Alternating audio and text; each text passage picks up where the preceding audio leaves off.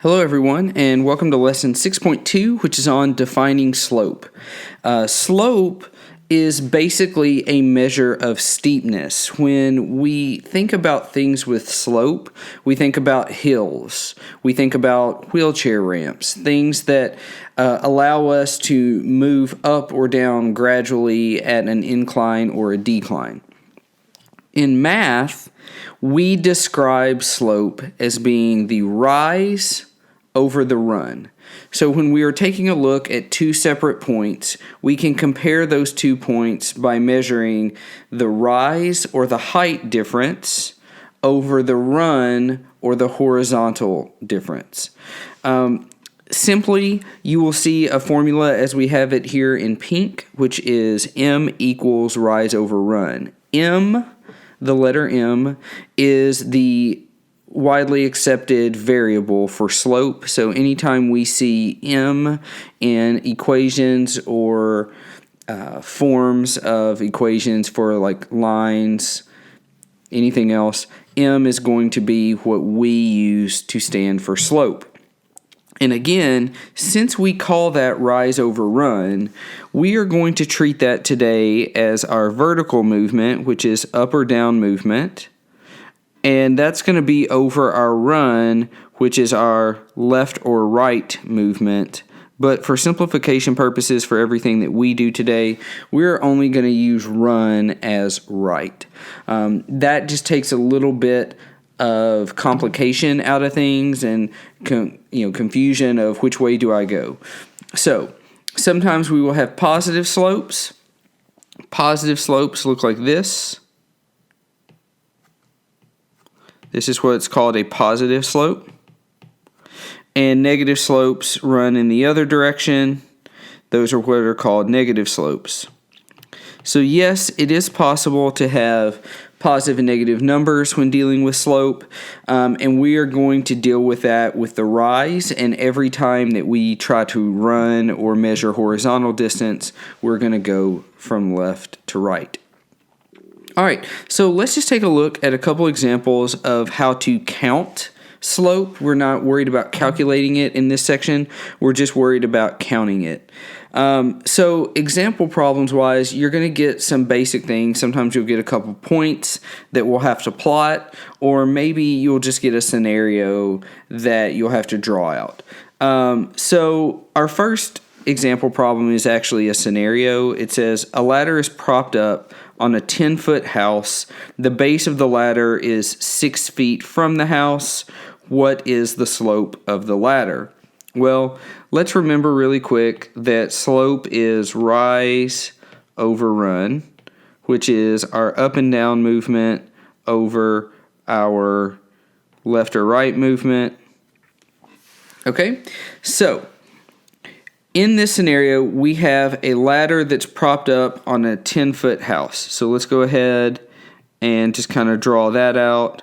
We have a little house here. This house is 10 feet, right? Let's just say 10 feet to there.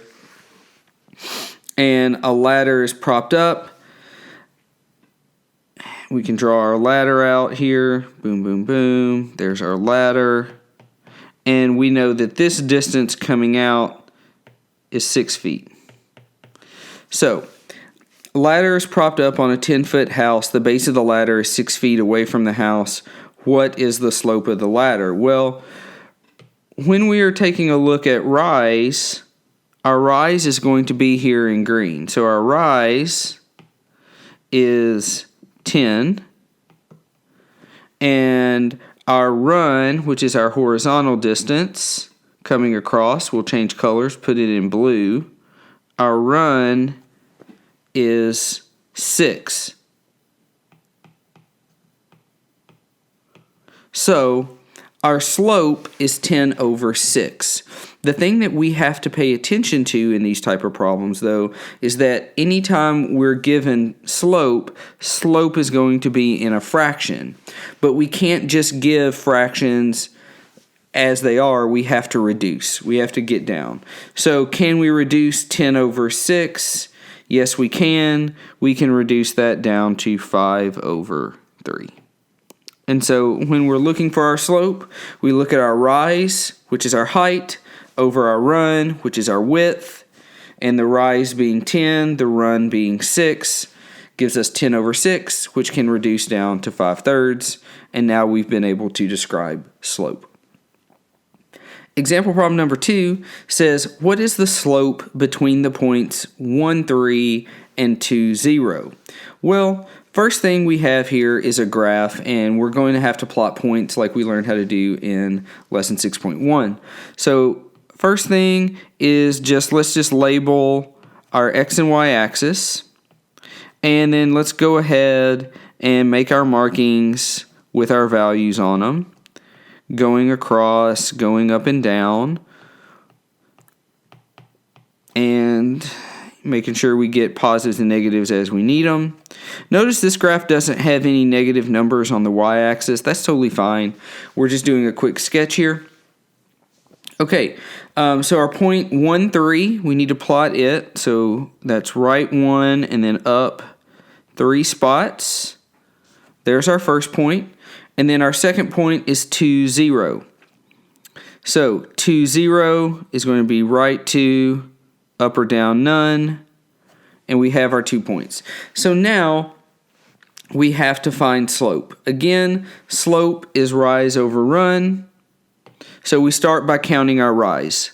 We go down 1 spot, down 2 spots, down 3, right? So down 3 for our rise is -3. We went down 3 spots. Our run, which I'm going to put this time in pink, is to the right 1 spot. So we went down 3, right 1. So our run is going to be a +1. And now we have our slope. Our slope is -3/1. If you wanted to write that simplified as just -3, you could do that as well. And so slope, again, being a measure of steepness, is going to be how much we move up or down versus how much we move to the right. We count that, we look at it. Once we have that, we're given a fraction. Once we have that fraction, all we have to do is reduce.